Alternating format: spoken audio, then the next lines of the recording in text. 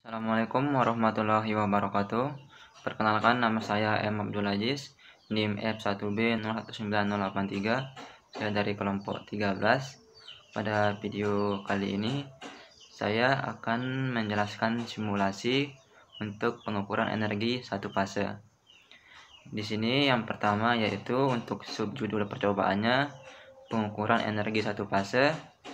Yang kedua, pengertian dari sumber satu fase. Untuk pengertian dari energi listrik satu fase adalah jaringan listrik yang hanya menggunakan dua kawat penghantar, di mana kawat pertama ini berfungsi untuk sebagai penghantar atau fase, dan kawat kedua berfungsi sebagai kawat netral. Di sini biasanya digunakan oleh listrik rumah tangga dengan tegangan 220 volt sampai 240 volt. Selanjutnya yaitu daya aktif. Daya aktif adalah daya yang dibutuhkan oleh beban dan memiliki satuan watt. Dan yang kedua yaitu daya reaktif. Untuk daya reaktif ini daya yang dibutuhkan untuk pembentukan medan magnet dan memiliki satuan volt ampere reaktif atau par. Selanjutnya yaitu daya semu. Daya yang dihasilkan dari perkalian tegangan dan arus, atau satuannya di sini volt ampere atau PA. Selanjutnya di sini pengertian dari alat ukur kWh meter satu fase secara umum. Alat ukur kWh meter satu fase ialah alat ukur yang bekerja dengan menggunakan metode induksi medan magnet, di mana medan magnet ini akan menggerakkan piringan yang terbuat dari aluminium. Biasanya listrik rumah tangga dapat diukur dengan satuan watt horse atau kilowatt horse. Poin yang keempat yaitu menjelaskan alat ukur amperemeter dan voltmeter disertai dengan cara menggunakannya. Alat ukur amperemeter adalah alat ukur yang digunakan untuk mengukur kuat arus listrik pada rangkaian tertutup. Dan cara menggunakan alat ukur amperemeter yaitu pasang alat ukur menjadi seri dengan beban yang sudah disediakan. Kemudian tentukan ring batasan ampere dengan cara memutar knob pada alat ukur. Setelah menentukan batas ukurnya, cermati jarum penunjuk yang ada pada skala T dan juga A untuk mendapatkan hasil pengukuran. Selanjutnya untuk alat ukur voltmeter. Alat ukur voltmeter adalah alat ukur yang digunakan untuk mengukur tegangan listrik pada sebuah rangkaian listrik.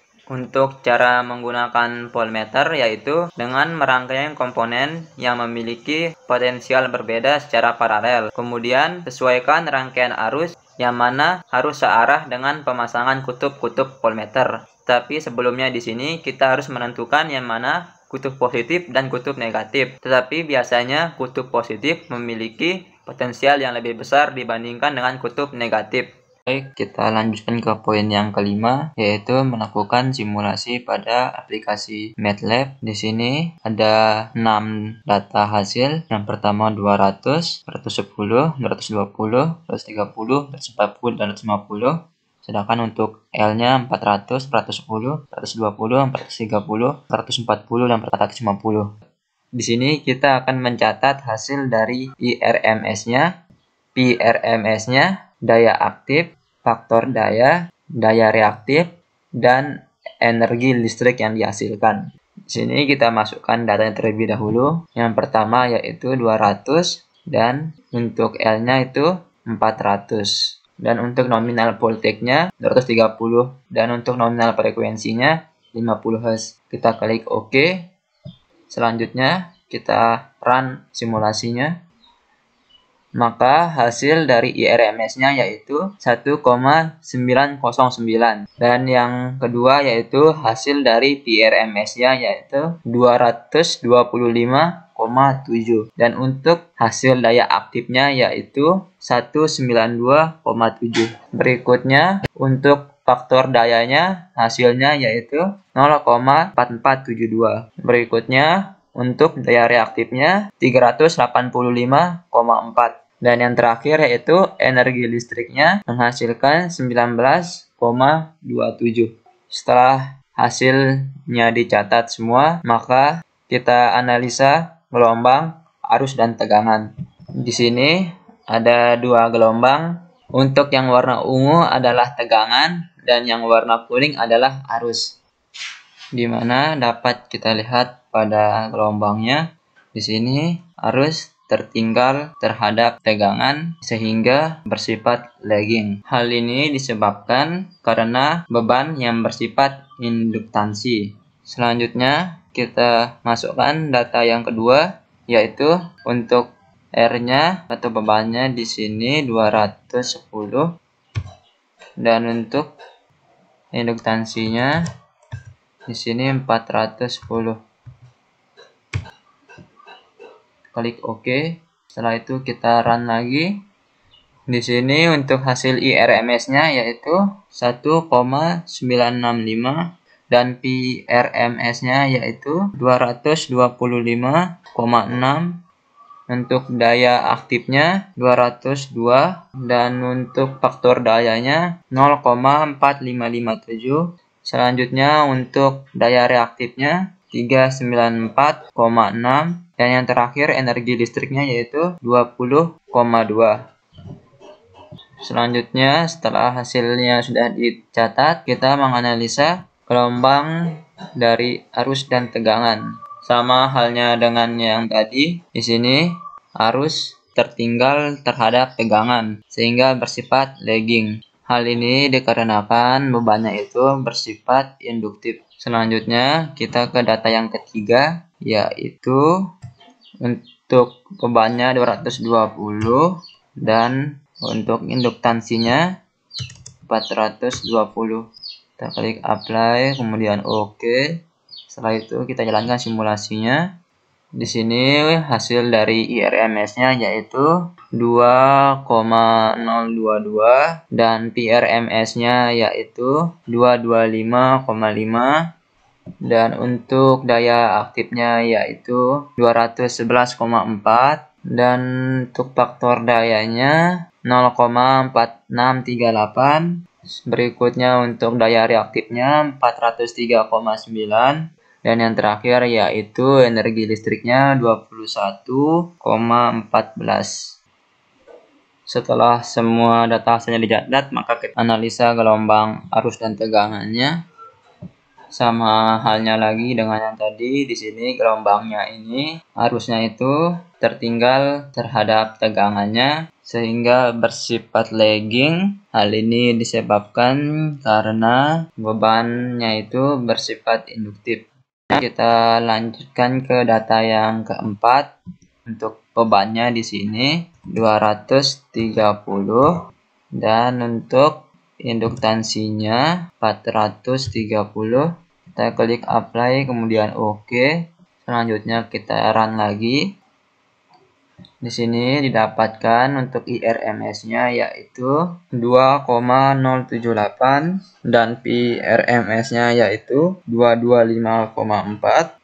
Untuk daya aktifnya 220,9 dan faktor dayanya 0,4715 dan berikutnya untuk daya reaktifnya 413,1 dan yang terakhir energi listriknya 22,09. Kemudian kita analisa lagi gelombang dari arus dan tegangannya. Di sini dapat kita lihat gelombangnya ini untuk yang berwarna ungu adalah tegangan dan yang warna kuning adalah arus.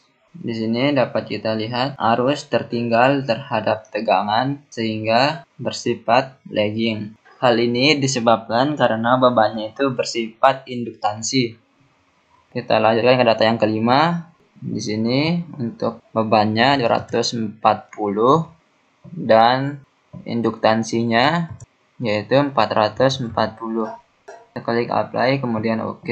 Kita run lagi.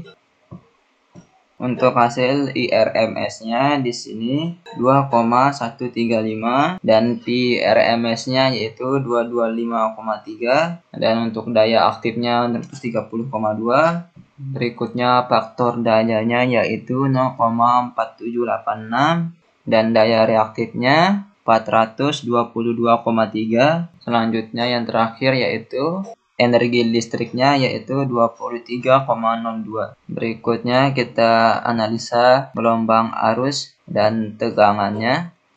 Di sini dapat kita lihat arusnya itu tertinggal terhadap tegangan sehingga bersifat lagging. Hal ini dikarenakan bebannya ini bersifat induktansi. Dan selanjutnya kita masukkan lagi data hasil yang terakhir, yaitu yang ke-6. Untuk bebannya 250 dan induktansinya 450. Kemudian klik apply, selanjutnya oke, kita run lagi. Hasil dari IRMS-nya yaitu 2,192 dan untuk TRMS-nya 225,2 dan untuk daya aktifnya 239,6 dan faktor dayanya 0,4855 dan untuk daya reaktifnya 431,5 dan yang terakhir energi listriknya yaitu 23,96. Selanjutnya kita analisa gelombang arus dan tegangannya.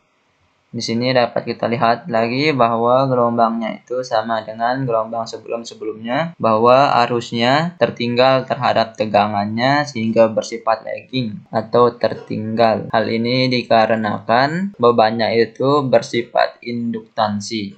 Selanjutnya di sini poin yang terakhir yaitu poin ke-11. Jelaskan dari data-data tersebut hubungan antara beban terhadap daya aktif dan reaktif. Yang kedua, hubungan beban terhadap arus. Dan yang terakhir, hubungan beban terhadap Kospi. Di sini yang pertama, hubungan beban terhadap daya aktif dan daya reaktif. Di mana jika semakin besar beban yang digunakan, maka daya aktif yang dihasilkan akan semakin besar juga. Dapat kita lihat pada data hasil perhitungannya. Di sini saat bebannya 210, daya aktif yang dihasilkan 202 dan saat bebannya 210, daya aktif yang dihasilkan 211,4. Itu berarti semakin besar beban yang digunakan, maka hasil daya aktifnya akan semakin besar juga. Atau di sini bebannya itu berbanding lurus dengan daya aktifnya.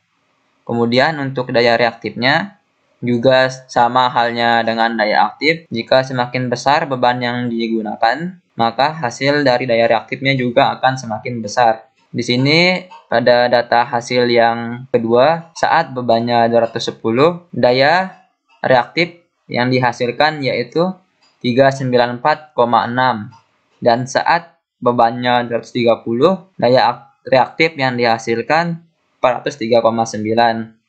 Itu berarti semakin besar beban yang digunakan, maka hasil daya reaktifnya juga akan semakin besar. Selanjutnya untuk hubungan beban terhadap arus. Untuk hubungan beban terhadap arus, saat bebannya 210, arus yang dihasilkan yaitu 1,965 dan saat bebannya 220, hasil arusnya yaitu 2,022. Sama halnya juga dengan hubungan beban terhadap daya aktif dan reaktif. Hubungan beban terhadap arus ini juga berbanding lurus, di mana jika beban yang digunakan semakin besar, maka arus yang dihasilkan juga akan semakin besar.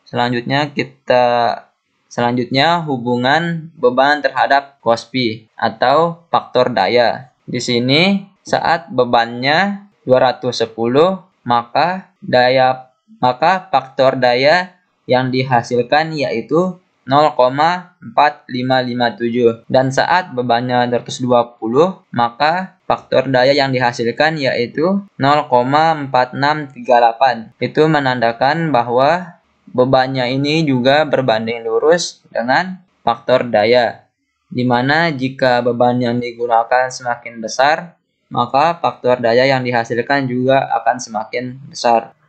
Itulah video untuk penjelasan simulasi pengukuran energi satu fase.